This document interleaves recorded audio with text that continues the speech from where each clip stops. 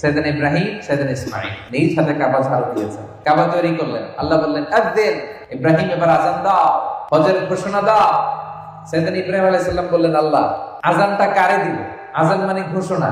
মক্কা তখন ইট ওয়াজ এ barren land, uncultivated land, কোনো ঘাস নাই, লতা নাই, পাতা নাই, গাছ নাই, ধুধু মরু প্রান্ত, ডানে বাই কেউ না।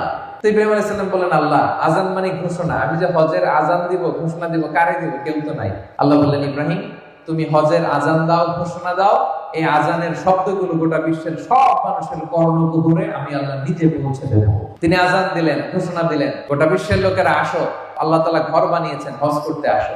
ইব্রাহিম আলাইহিস সালামের এই আযানের শব্দ গোটা বিশ্বে আল্লাহ পৌঁছে দিলেন। আমরা রূহের জগতে ছিলাম, তো এই রূহের জগতে আমরা রূহ অবস্থায় ছিলাম, এই প্রত্যেক রূহের কাছে আল্লাহ তাআলা এই হজের আওয়াজ পৌঁছে দিয়েছেন।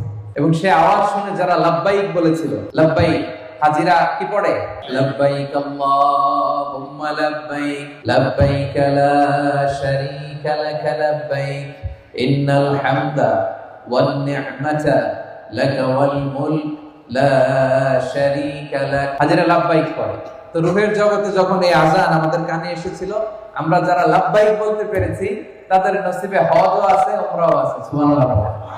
এবং তিনি যখন কাবা বানাচ্ছিলেন, একটা পাথরের উপর দাঁড়িয়ে এই কাবা তিনি নির্মাণ করেছেন।